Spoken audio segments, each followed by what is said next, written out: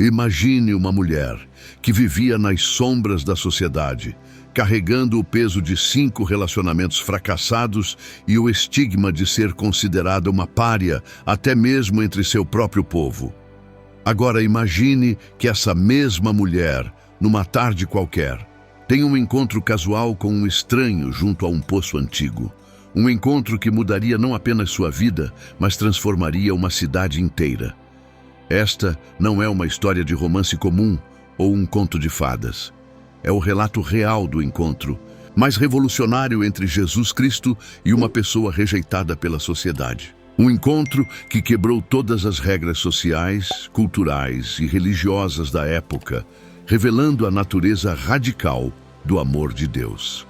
O que você está prestes a descobrir aconteceu há 2000 anos no Poço de Jacó, em Samaria. Uma mulher que havia perdido toda a esperança de encontrar verdadeiro amor e aceitação se deparou com o homem que conhecia todos os seus segredos, mas em vez de condená-la, ofereceu-lhe uma água que saciaria para sempre sua sede mais profunda. Este encontro desafiou preconceitos milenares entre judeus e samaritanos, quebrou barreiras de gênero que ditavam quem podia falar de religião, e transformou uma conversa casual numa das maiores revelações teológicas já registradas. Jesus revelou sua identidade como Messias a uma mulher considerada impura antes mesmo de revelar esse segredo aos seus próprios discípulos. Se você quer descobrir como um encontro de 30 minutos junto a um poço antigo pode transformar completamente uma vida e impactar gerações futuras, continue lendo. Esta história vai tocar seu coração e mostrar que não importa seu passado. Jesus tem uma conversa transformadora esperando por você. O sol do meio-dia castigava impiedosamente as pedras, empoeiradas da estrada que serpenteava através das colinas de Samaria. Era uma rota que nenhum judeu respeitável escolheria voluntariamente. Havia caminhos alternativos mais longos que evitavam completamente aquela região considerada contaminada e perigosa. Mas Jesus caminhava deliberadamente por aquela estrada, proibida, seus passos firmes revelando um propósito que seus discípulos ainda não compreendiam. Mestre, por que não tomamos a estrada costeira? Havia perguntado Pedro horas antes, quando se tornara evidente que Jesus pretendia atravessar Samaria. Seria mais seguro seguir pelo Vale do Jordão. Era uma preocupação legítima. Judeus e samaritanos se odiavam com uma intensidade que havia se cristalizado ao longo de séculos de conflitos religiosos e étnicos. É necessário que passemos por Samaria, havia respondido Jesus simplesmente, seus olhos brilhando com aquela determinação silenciosa que os discípulos já haviam aprendido a reconhecer. Não era necessidade geográfica, era necessidade divina. Havia uma alma perdida esperando junto a um poço antigo e nada no universo impediria Jesus de chegar até ela. A história do ódio entre judeus e samaritanos era longa e amarga. Quando os assírios haviam conquistado o reino do norte de Israel 7 séculos antes, deportaram a maioria dos israelitas e trouxeram povos pagãos para povoar a terra. Os israelitas que permaneceram se casaram com esses estrangeiros, criando uma população mestiça que os judeus consideravam impura, tanto racial quanto religiosamente. Quando os judeus retornaram do exílio babilônico e reconstruíram o templo em Jerusalém, os samaritanos ofereceram ajuda, mas foram rejeitados com desprezo. Em resposta, construíram seu próprio templo no Monte Gerizim e desenvolveram suas próprias tradições religiosas. O que começou como diferenças teológicas se transformou em ódio racial profundo que passava de geração em geração. Para um judeu ortodoxo, pisar em solo samaritano era se contaminar ritualmente. Beber de um poço samaritano, comer comida tocada por mãos samaritanas, ou mesmo falar com um samaritano, eram atos que exigiam purificação posterior. Era um sistema de apartheid religioso que transformava vizinhos geográficos em inimigos eternos. Mas Jesus caminhava por aquela terra proibida como se fosse seu próprio território. Cada passo era uma declaração silenciosa de que o reino de Deus não conhecia as fronteiras criadas pelo preconceito humano.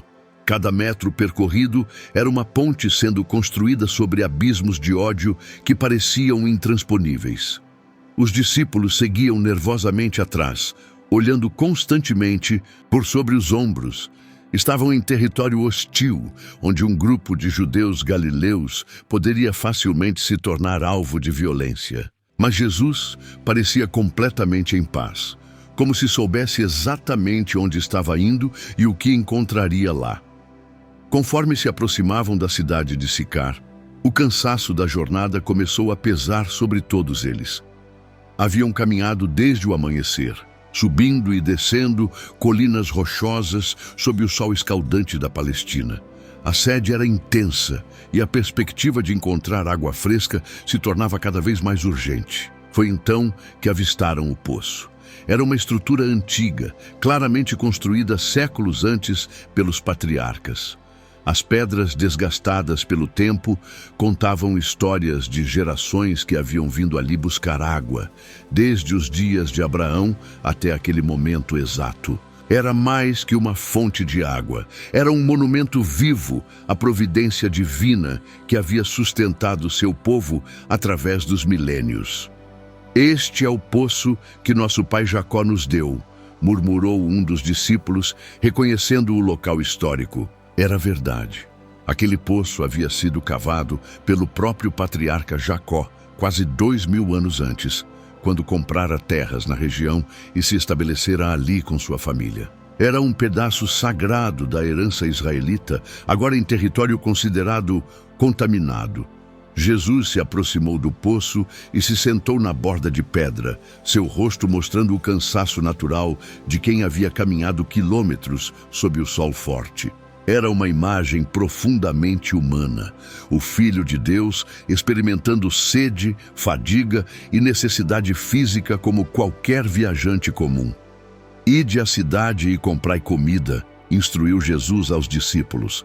Era uma ordem prática, mas também estratégica. O que estava prestes a acontecer junto àquele poço precisava de privacidade, longe dos olhos preconceituosos e das bocas que poderiam questionar por que um rabi judeu estava conversando com uma mulher samaritana. Enquanto os discípulos se afastavam relutantemente em direção a Sicar, Jesus permaneceu sozinho junto ao poço. Não era coincidência, era um encontro marcado pelo próprio céu, um momento que havia sido planejado antes da fundação do mundo. Alguém estava vindo, alguém que precisava desesperadamente de uma água que nenhum poço terrestre poderia fornecer. O silêncio do meio-dia era quebrado apenas pelo vento sussurrando entre as oliveiras próximas. Jesus fechou os olhos e inclinou levemente a cabeça, como se estivesse em comunhão silenciosa com o Pai. Sabia que estava prestes a quebrar protocolos sociais que eram considerados sagrados. Sabia que sua próxima conversa seria escandalosa aos olhos dos religiosos de ambos os lados. Mas também sabia que estava ali para buscar e salvar o que estava perdido, independentemente de qual lado das fronteiras humanas essas almas perdidas se encontrassem. Era quase meio-dia quando uma figura solitária apareceu no horizonte, caminhando lentamente pela trilha empoeirada que levava ao poço de Jacó. Era uma mulher carregando um cântaro de barro nas mãos, mas havia algo incomum em sua presença, ali naquele horário. As mulheres samaritanas normalmente vinham buscar água nas horas mais frescas do dia, ao amanhecer ou ao entardecer, quando podiam conversar e socializar enquanto realizavam suas tarefas domésticas. Mas esta mulher vinha sozinha sob o sol escaldante do meio-dia.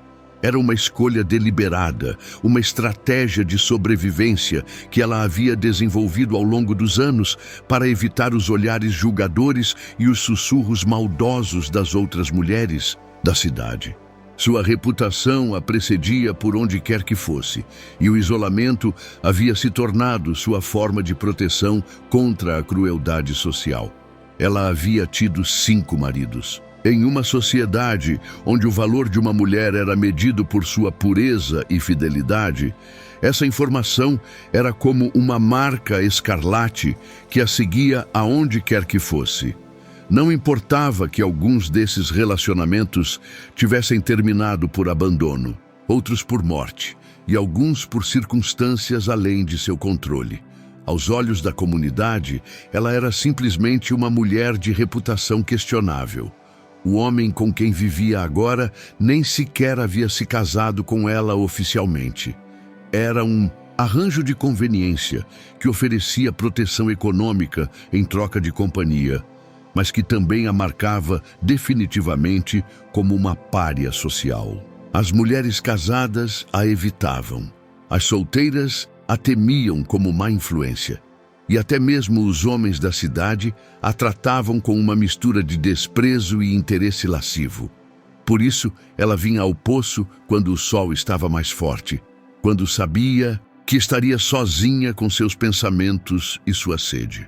Era um pequeno refúgio de paz em uma vida marcada por rejeição e solidão.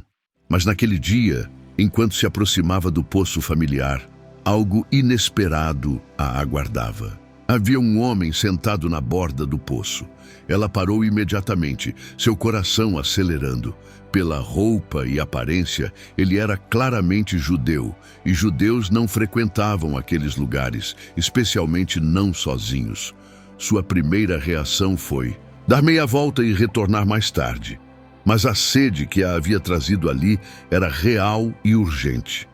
Além disso, havia algo na postura daquele homem que não parecia ameaçador. Ele estava obviamente cansado, com a cabeça ligeiramente inclinada e os olhos fechados, como alguém descansando após uma longa caminhada. Suas roupas empoeiradas confirmavam que havia viajado uma distância considerável. Talvez ele nem notasse sua presença se ela fosse discreta. Reunindo coragem, ela se aproximou silenciosamente do poço, esperando encher seu cântaro rapidamente e partir sem ser vista. Mas quando começou a baixar a corda para buscar a água, o homem abriu os olhos e a olhou diretamente. Por um momento, seus olhares se encontraram. Ela esperava ver o desprezo familiar que sempre encontrava nos olhos dos homens, especialmente dos judeus, que a considerariam duplamente impura por ser samaritana e mulher de reputação questionável. Mas os olhos daquele homem eram diferentes. Não havia julgamento neles, nem superioridade, nem desprezo. Havia algo que ela não conseguia identificar. Uma espécie de compreensão profunda, como se ele pudesse ver através de todas as suas defesas e ainda assim não estar condenando o que via. "Dá-me de beber", disse ele simplesmente. As palavras a atingiram como um raio. Um judeu estava pedindo água a ela. A protocolo social era claro. Judeus não falavam com samaritanos, muito menos pediam favores. Homens não conversavam publicamente com mulheres desconhecidas, especialmente rabis, e pela forma como falava, ela suspeitava que ele fosse um mestre religioso. E certamente nenhum judeu religioso se contaminaria bebendo de um cântaro tocado por mãos samaritanas. "Como, sendo tu judeu, me pedes de beber a mim, que sou mulher samaritana?", respondeu ela, sua voz carregando séculos de amargura racial e pessoal. "Porque os judeus não se comunicam com os samaritanos." Era mais que uma pergunta, era uma acusação. Porque este homem estava quebrando todas as regras sociais que haviam definido sua separação por gerações. Seria uma armadilha? Uma forma de humilhá-la publicamente por algum motivo que ela não conseguia compreender? Mas a resposta dele a deixou completamente desconcertada. se tu conheceras o dom de Deus e quem é o que te diz, dá-me de beber, tu lhe pedirias, e ele te daria água viva. Água viva, o que significava isso? Ela olhou ao redor confusa. Estavam junto a um poço comum, cercados pelo mesmo landscape árido de sempre. Não havia rios correntes por perto, nem nascentes de água fresca. Do que este homem estava falando? Senhor, tu não tens com que atirar, e o poço é fundo, disse ela pragmaticamente, sua mente ainda tentando processar a conversa surreal que estava tendo. Onde, pois, tens a água viva? És tu maior do que o nosso pai Jacó, que nos deu o poço, bebendo ele próprio dele, e os seus filhos e o seu gado. Era uma pergunta carregada de desafio e ceticismo. Jacó era reverenciado tanto por judeus quanto por samaritanos como um dos grandes patriarcas. O poço que ele havia cavado havia sustentado gerações de pessoas e animais. Quem era aquele estranho para afirmar que possuía algo superior ao legado do próprio Jacó? Mas então o homem disse algo que penetrou diretamente em sua alma ressecada. Qualquer que beber desta água tornará a ter sede, mas aquele que beber da água que eu lhe der nunca terá sede, porque a água que eu lhe der se fará nele uma fonte de água que salte para a vida eterna. As palavras ecoaram em seu coração como música celestial. Nunca ter sede, uma fonte interna de vida. Durante toda a sua vida, ela havia sentido uma sede que nenhuma água podia saciar. Sede de amor verdadeiro, sede de aceitação, sede de propósito, sede de paz interior. E este estranho estava oferecendo exatamente o que sua alma mais desejava. Senhor, dá-me dessa água, disse ela impulsivamente, para que não mais tenha sede e nem venha aqui tirá-la. Era uma resposta nascida tanto de curiosidade quanto de desespero. Se existisse realmente uma água que pudesse saciar sua sede mais profunda, ela a queria desesperadamente. Mas também havia uma parte prática em seu pedido. Se nunca mais precisasse vir ao poço, poderia evitar tanto o trabalho árduo quanto os encontros desconfortáveis com outras pessoas. Mas ela não estava preparada para o que viria a seguir. O homem estava prestes a revelar que conhecia cada detalhe sombrio de sua vida, cada segredo que ela havia tentado esconder, cada ferida que havia tentado curar através de relacionamentos fracassados. A conversa estava prestes a se tornar muito mais pessoal e transformadora do que ela jamais poderia imaginar.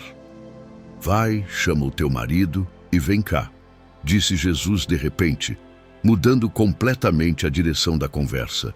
As palavras atingiram a mulher samaritana como um punhal no peito. Por um momento, ela ficou completamente paralisada, seu rosto empalidecendo sob o sol do meio-dia. Por que ele estava trazendo aquele assunto? A conversa sobre água viva havia sido interessante, até mesmo fascinante, mas agora eles estavam adentrando território perigoso, território que ela passava a vida inteira tentando evitar. Não tenho marido, respondeu ela rapidamente, sua voz saindo mais defensiva do que pretendia. Era uma resposta tecnicamente verdadeira, mas que escondia uma história complexa de dor, rejeição e relacionamentos fracassados. Ela esperava que essa resposta curta encerrasse o assunto e eles pudessem voltar a falar sobre coisas menos pessoais.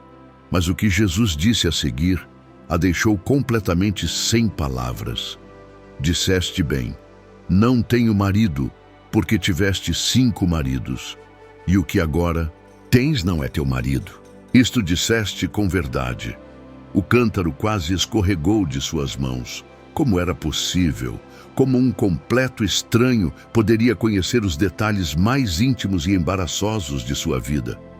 Ninguém na cidade falaria sobre sua história pessoal. Com um judeu, os samaritanos desprezavam os judeus tanto quanto eram desprezados por eles. E mesmo que alguém tivesse falado, como ele saberia exatamente quantos maridos ela havia tido? Seu coração disparou enquanto ela tentava processar o que havia acabado de ouvir. 5 maridos, a contagem exata, e a situação atual com o homem, que nem sequer havia se casado com ela oficialmente. Como ele sabia, quem era aquele homem? O primeiro marido havia morrido em um acidente durante a colheita quando ela tinha apenas 18 anos. O segundo a havia abandonado quando ela não conseguiu lhe dar filhos. O terceiro se revelara violento e ela havia fugido para salvar a própria vida. O quarto havia simplesmente desaparecido um dia, deixando-a sem explicações ou recursos. O quinto havia se divorciado dela, alegando que ela era amaldiçoada por não conseguir manter um casamento. Cada relacionamento havia levado um pedaço de sua alma.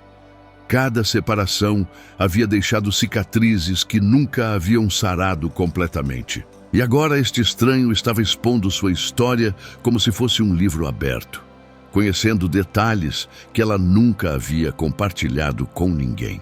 Senhor, vejo que és profeta, disse ela finalmente, sua voz trêmula. Era mais que uma observação, era uma confissão de que estava na presença de alguém sobrenatural. Profetas eram raros e poderosos, homens que tinham acesso direto ao conhecimento divino. Se ele era realmente um profeta, isso explicaria como conhecia seu passado, mas também a colocava em uma posição extremamente vulnerável. Se ele realmente podia ver seu coração, então sabia não apenas sobre seus casamentos fracassados, mas sobre todos os seus pecados, todas as suas falhas, todas as suas decepções. Era ao mesmo tempo aterrorizante e, estranhamente, libertador. Por fim, ela estava diante de alguém que a conhecia completamente e ainda assim não havia fugido dela. Tentando desviar a conversa de sua vida pessoal, ela levantou uma questão religiosa que havia dividido judeus e samaritanos por séculos. Nossos pais adoraram neste monte, e vós dizeis que é em Jerusalém o lugar onde se deve adorar. Era uma distração calculada, mas também uma pergunta genuína. Se este homem era realmente um profeta, talvez pudesse resolver o debate teológico que havia alimentado o ódio entre seus povos por gerações. Os samaritanos adoravam no Monte Gerizim, seguindo o que acreditavam ser a tradição correta. Os judeus insistiam que apenas Jerusalém era o local legítimo de adoração. Quem estava certo? A resposta de Jesus a surpreendeu mais uma vez. Mulher, crê-me que a hora vem em que nem neste monte nem em Jerusalém adorareis o Pai. Vós adorais o que não sabeis. Nós adoramos o que sabemos, porque a salvação vem dos judeus. Mas a hora vem, e agora é, em que os verdadeiros adoradores adorarão o Pai em espírito e em verdade, porque o Pai procura tais que assim o adorem. Era uma resposta revolucionária que transcendia completamente o debate tradicional. Ele não estava escolhendo lados na antiga disputa. Estava declarando que a própria disputa se tornaria irrelevante. A adoração verdadeira não seria mais limitada por geografia ou rituais específicos, mas seria uma questão do coração humano conectando-se diretamente com Deus. Deus é espírito, continuou Jesus, e importa que os que o adorem em espírito e em verdade. As palavras penetraram fundo em sua alma. Espírito e verdade. Durante toda a vida, ela havia se preocupado com rituais externos, lugares sagrados, tradições religiosas. Mas este homem estava falando sobre algo muito mais profundo. Uma conexão espiritual autêntica que transcendia todas as barreiras humanas. Ela sentiu uma esperança crescer em seu peito, uma esperança que não experimentava há anos. Se a adoração verdadeira era realmente uma questão do coração, então talvez houvesse lugar para ela também. Talvez seu passado conturbado não a desqualificasse permanentemente do amor de Deus. Eu sei que o Messias vem, chamado Cristo, disse ela, sua voz carregada de expectativa. Quando ele vier, nos anunciará tudo. Era uma confissão de fé e esperança. Os samaritanos, como os judeus, aguardavam a vinda do Messias prometido, o libertador que explicaria todos os mistérios e resolveria todas as disputas. Mas nada poderia tê-la preparado para a resposta que Jesus deu a seguir. Com uma simplicidade que estava carregada de autoridade divina, ele disse: Eu o sou. Eu que falo contigo, que falo contigo.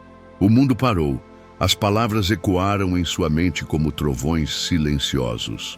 O Messias, este homem que havia quebrado todos os protocolos sociais para conversar com ela, este profeta que conhecia todos os seus segredos, mas não a havia condenado, este estranho que oferecia água viva e falava sobre adoração em espírito e verdade. Ela olhou diretamente nos olhos dele, procurando qualquer sinal de engano ou insanidade.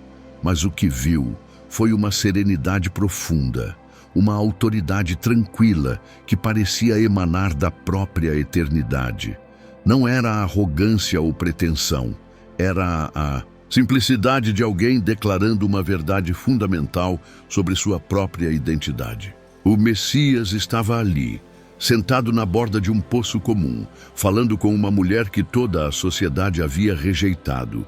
Era impossível, improvável, completamente fora de qualquer expectativa que ela poderia ter tido. Mas de alguma forma, em seu coração, ela soube que era verdade. O silêncio que se seguiu à declaração de Jesus parecia suspenso no tempo e no espaço. A mulher samaritana permaneceu imóvel, seus olhos fixos no rosto daquele que acabara de afirmar ser o Messias prometido. Era como se toda a criação estivesse contendo a respiração, aguardando sua resposta a uma revelação que mudaria não apenas sua vida, mas o destino de uma cidade inteira. Por um momento infinito, ela lutou para processar a magnitude do que havia acabado de ouvir. Durante séculos, seu povo havia aguardado a vinda do Taheb, o restaurador prometido que traria verdade e justiça ao mundo. E agora, ele estava ali, sentado casualmente na borda de um poço, conversando com ela como se fosse a coisa mais natural do mundo. Mas antes que ela pudesse responder, o som de vozes familiares ecoou pela trilha.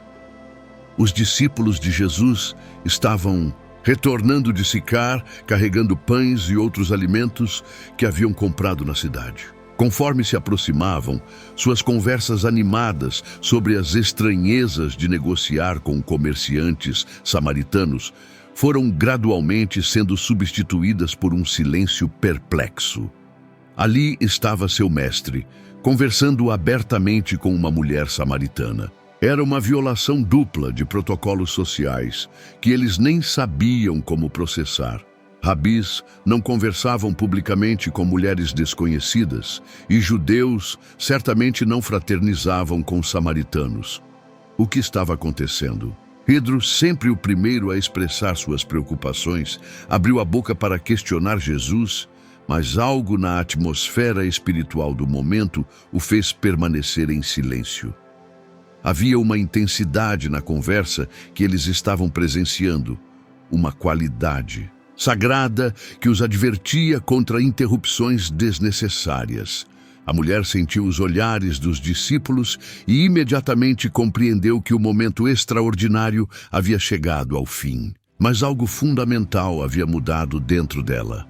O encontro com Jesus havia acendido uma chama de esperança que ela pensava estar extinta para sempre. Pela primeira vez em anos, ela sentia que havia propósito em sua existência, que havia valor em sua vida além da vergonha e da rejeição. Sem uma palavra adicional, ela deixou seu cântaro de água na borda do poço e saiu correndo em direção à cidade. Era um gesto simbólico profundo. Ela havia vindo buscar água física e estava partindo com água espiritual.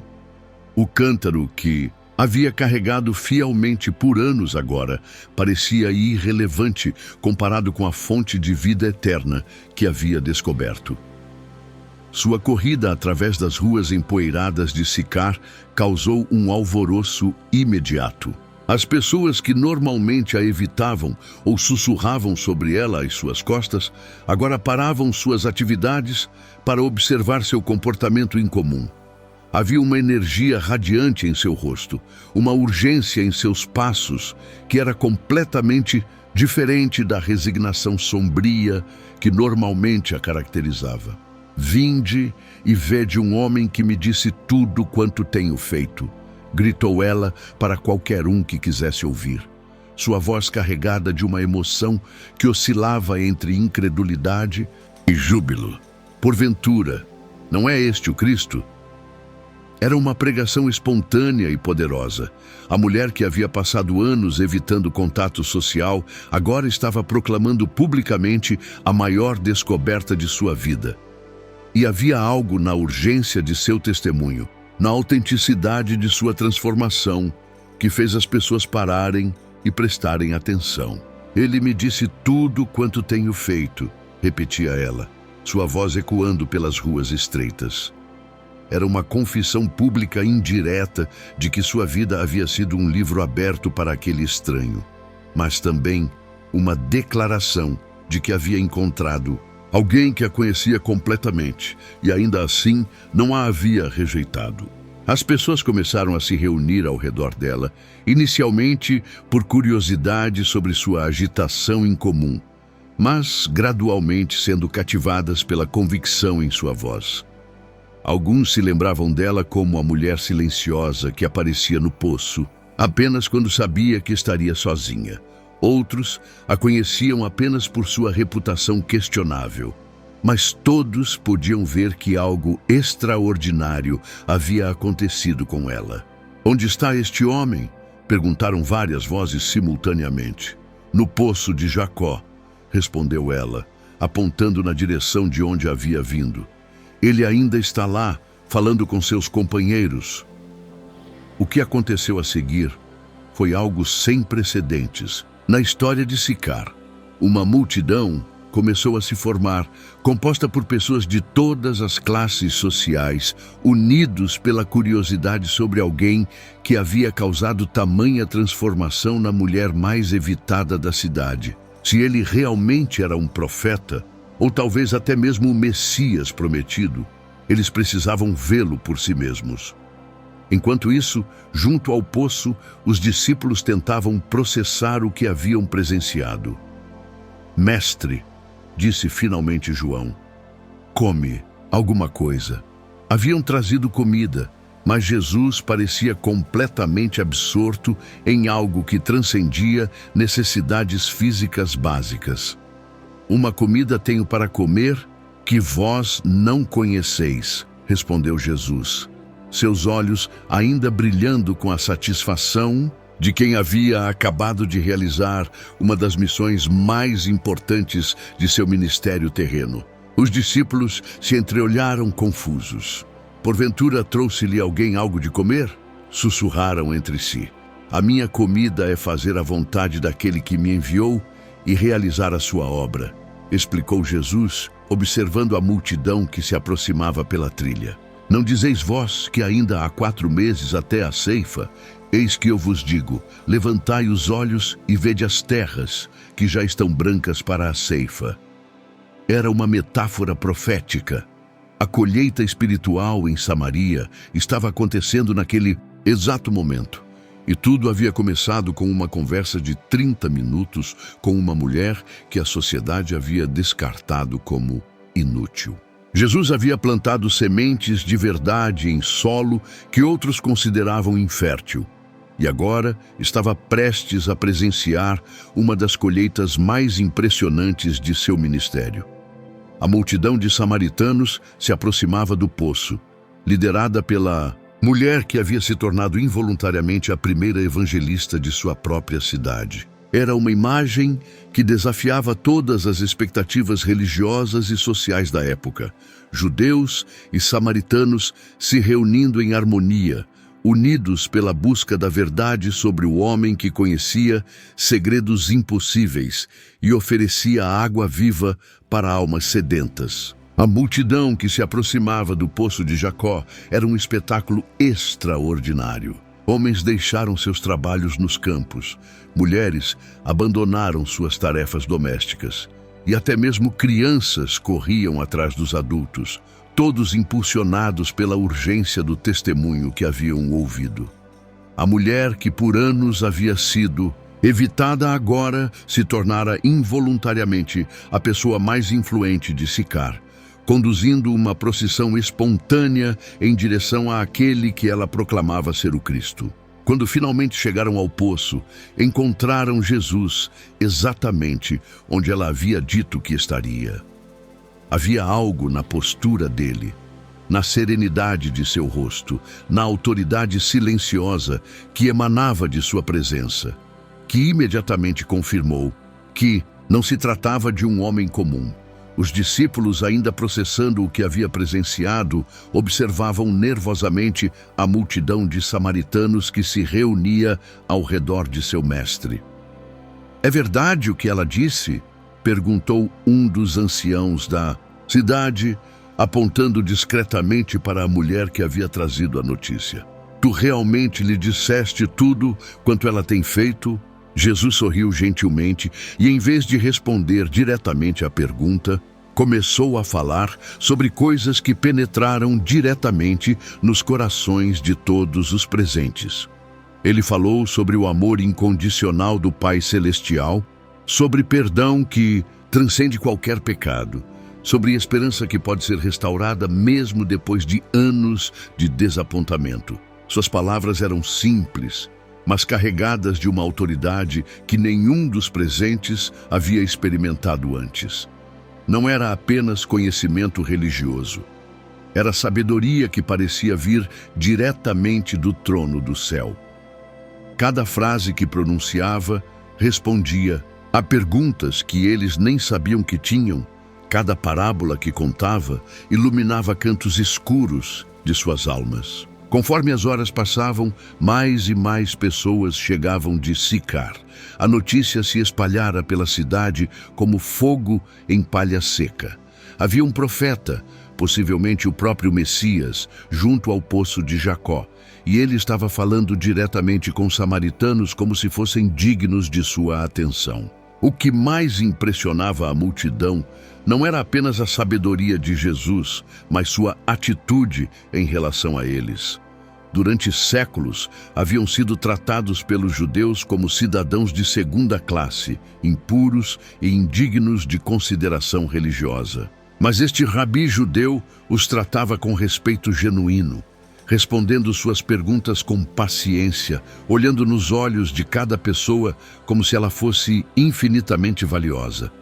"Mestre", disse finalmente o líder da delegação de Sicar, "pedimos-te que fiques conosco. Fiques conosco." Era um convite sem precedentes, samaritanos convidando um rabi judeu para ser hóspede em sua cidade. "Nossa cidade deseja ouvir mais de tuas palavras." Os discípulos ficaram visivelmente desconfortáveis. Ficar em território samaritano por uma noite já seria questionável. Passar vários dias seria um escândalo que ecoaria por toda a Galileia. Mas Jesus, para surpresa de todos, aceitou o convite graciosamente. "Ficaremos 2 dias", anunciou ele, sua decisão final e irrevogável.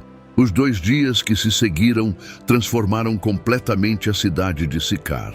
Jesus ensinou nas praças, curou os enfermos, consolou os aflitos e ofereceu esperança aos desesperados. Sua presença era como uma fonte de água viva jorrando no meio do deserto espiritual em que muitos moradores haviam vivido por anos. A mulher samaritana se tornou sua anfitriã não oficial, conduzindo Jesus e seus discípulos pela cidade, apresentando-o às pessoas, compartilhando sua própria transformação com qualquer um que quisesse ouvir. A vergonha que havia carregado por anos foi substituída por uma alegria radiante que era impossível de esconder. "Vejam como ela mudou", sussurravam as pessoas umas para as outras. "Se ele pode transformar alguém como ela, imagine o que pode fazer por nós."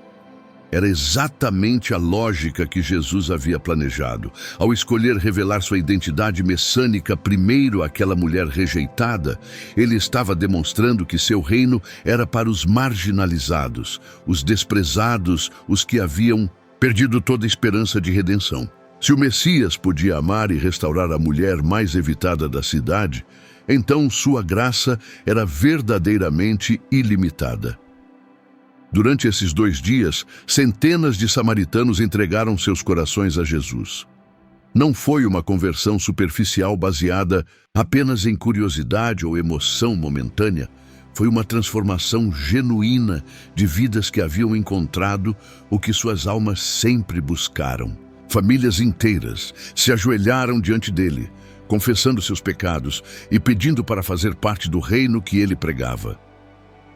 No final do 2º dia, quando chegou a hora de Jesus partir, toda a cidade se reuniu para se despedir.